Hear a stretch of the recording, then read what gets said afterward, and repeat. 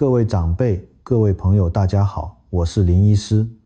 请大家先停下来，回想一下家里的餐桌。在我们台湾人的习惯里，餐桌上一定要有一盘翠绿的烫青菜，或者是饭后切一盘新鲜的水果。大家总是说多吃蔬菜水果对身体好，但是如果我告诉你，这盘看起来清淡健康的家常菜，可能就是让你的肝脏和肾脏在不知不觉中走向衰竭的元凶，你相信吗？这不是在危言耸听，也不是要吓唬大家。很多来到诊间的患者，平时生活规律，饮食清淡，甚至连肉都舍不得多吃一块。结果健检报告一出来，肝肾功能却是一片满江红。这其中的关键不在于你吃的不够多，而在于你吃错了类别。有些被公认为营养的蔬菜，对某些体质的人来说，却是致命的毒药。别忘了订阅频道并开启小铃铛，以便接收我们为您提供的最专业健康建议。我想知道您是否正在收看这段影片。如果您觉得这些内容对您有帮助，请在评论区输入数字1。如果没有，请输入数字0。现在，请跟着我一起走进厨房，看看那些被我们视为宝贝却隐藏杀机的蔬菜。医师在这里要语重心长地跟大家说一句话，如果你不听完这段影片的内容，很有可能你每一口自以为健康的蔬菜都在默默地侵蚀你辛苦保养的肝肾功能，而你却完全没有察觉。在台湾，我们非常注重养生，但很多长辈的养生观念其实只对了一半。我们常听人说多吃青菜能排毒，但却忽略了一个核心问题。人体的肝脏就像是一座化工厂，负责中和与转化毒素，而肾脏则像是高级的净水过滤系统，负责把废物排出体外。当你摄取的蔬菜中含有过量的草酸、植物碱或是特殊的天然毒素时，这两大器官就会因为负荷过重而罢工。我最担心的就是大家有蔬菜安全论的迷思，认为只要是绿色的就一定没问题。事实上，针对不同身体状况的人，蔬菜的选择是有禁忌的。如果你本身有慢性病病史，或者体质比较敏感，却还在每天重复吃着同样那几种地雷蔬菜，这无异于是在自毁长成。当肝肾受损时，通常是不会痛的，等到你感觉到疲倦、水肿、腰酸，或者是皮肤发痒时，往往肝肾功能已经流失了一大半。这就是为什么我要求你今天一定要花几分钟把这份红名单记下来。这不仅是为了你，更是为了家人的健康。我们不能只是一味地追求吃蔬菜，更要学会聪明地挑选，正确的烹饪。现在我们要揭露第一种在台湾家庭非常常见，却可能导致神经、毒性与肾脏衰竭的危险食物。这种蔬菜或是水果吃起来清脆爽口，酸甜适中，很多人喜欢拿来腌制或者是打成汁喝。在一般健康人的体内，它的天然成分可以被代谢掉，但对于肾功能稍弱的长辈来说，它简直就是穿肠毒药。这种成分会直接攻击我们的中枢神经系统。请大家回想一下，家里的长辈是否曾经在吃完某些特定的蔬果后，突然开始不明原因的打嗝想吐？这就是最初期的中毒指兆。如果没有警觉，接下来可能会出现情绪烦躁、意识模糊、手脚颤抖，甚至引发剧烈的抽搐与昏迷。这在各大医院的急诊室里并不少见。我曾见过一名老先生，平日最爱喝自制的天然果菜汁，认为这样最营养。某天下午他喝了一大杯后，当晚就开始剧烈打嗝，家人以为只是消化不良，没想到半夜老先生突然开始胡言乱语，送到医院时已经出现严重的电解质不平衡与神经损伤。这并非罕见案例，而是许多人对于食物特性的无知造成的悲剧。这些毒素会在体内迅速累积，因为肾脏无法将其过滤，导致毒素逆流回脑部。这对肝肾来说，就像是原本通顺的道路上突然堆满了剧毒的废弃物，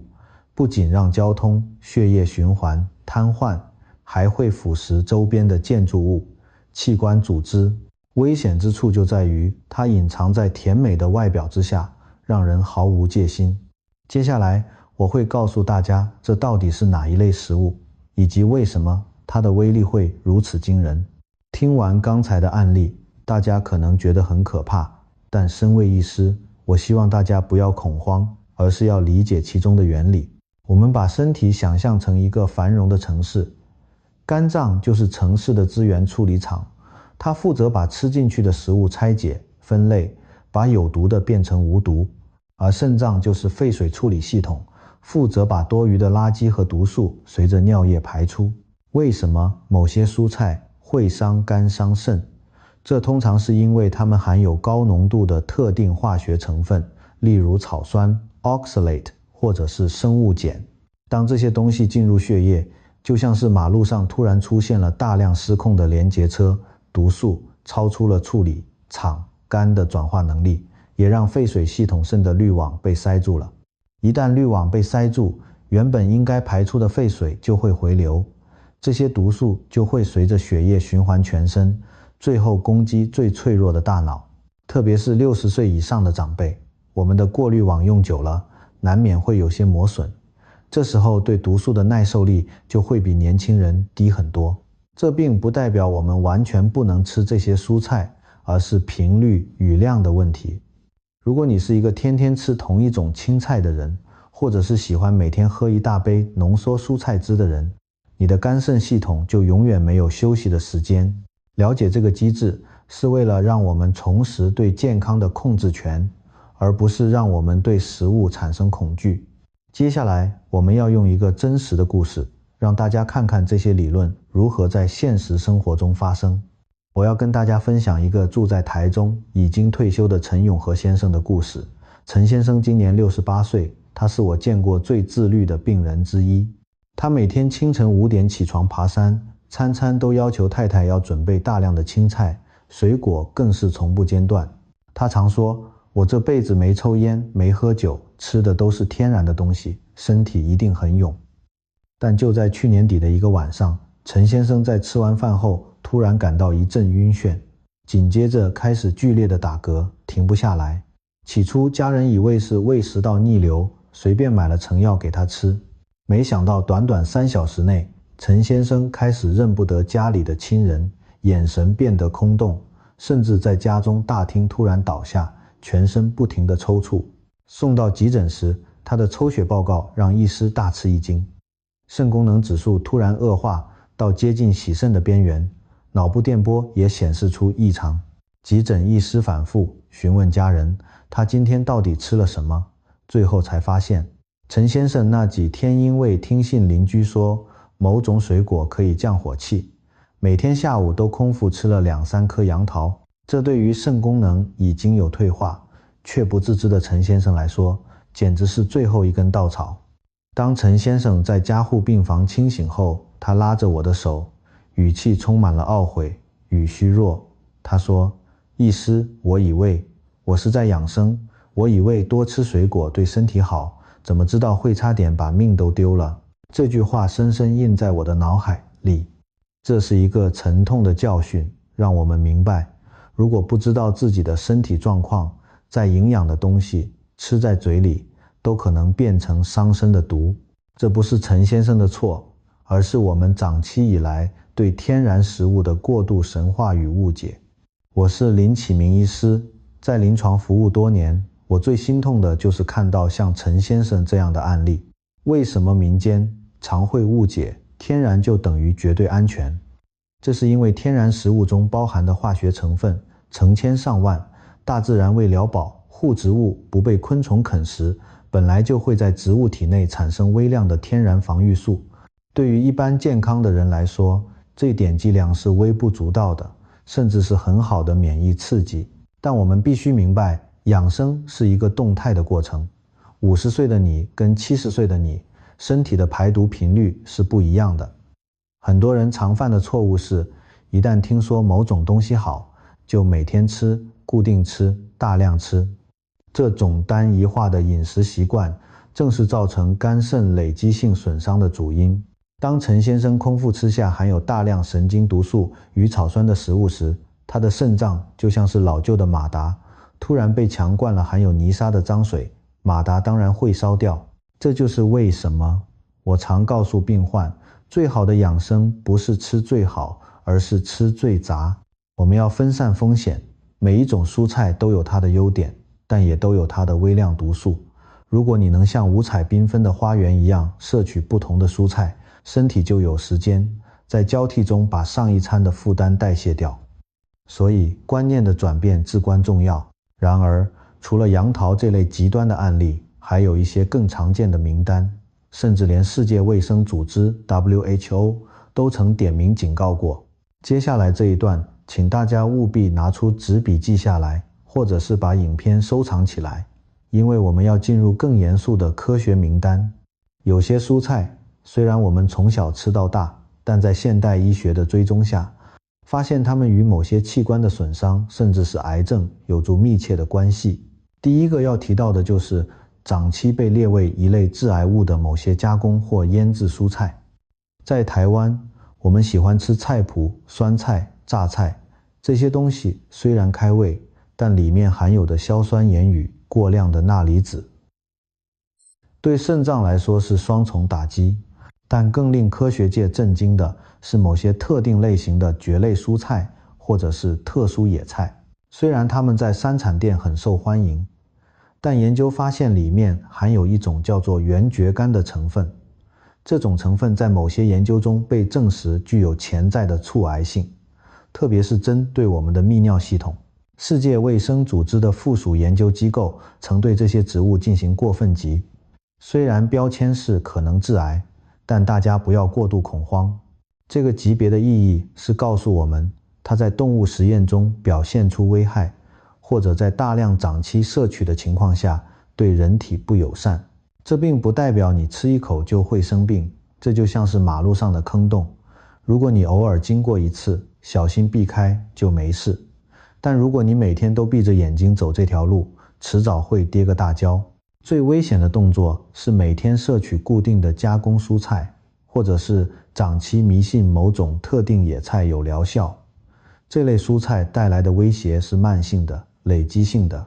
它们会让肝脏细胞在修补的过程中产生变异。记住，这不是要你从此不吃，而是要你意识到这些食物应该是餐桌上的客串演员，而不是天天出现的主角。了解了那些地雷之后，大家一定会问，医师，那我到底还能吃什么？怎么吃才安全？其实，掌握正确的原则，你可以吃得既安心又营养。我帮大家归纳了3个简单的原则。第一，不要迷信颜色越深越补。很多人认为深绿色蔬菜铁质多，营养好，但深绿色蔬菜往往草酸含量也高。如果你本身有结石问题或肾功能疑虑，建议在烹饪深绿色蔬菜，如菠菜、苋菜前一定要先用开水汆烫过，这个动作非常关键，它可以去除掉大部分的草酸与农药残留，减轻肾脏的负担。第二，不要从一而终，去菜市场买菜时，尽量每周更换不同种类，这周吃叶菜类，下周换花菜类，再下周换根茎类，就像开车换车道一样，不要老是磨损同一条轮胎。第三，烹饪方式决定安全性。很多长辈为了省事，喜欢把蔬菜煮成大锅汤，或者是反复加热。这不仅会让维生素流失，还会让亚硝酸盐含量增加。现煮现吃，多样化，这才是最安全的做法。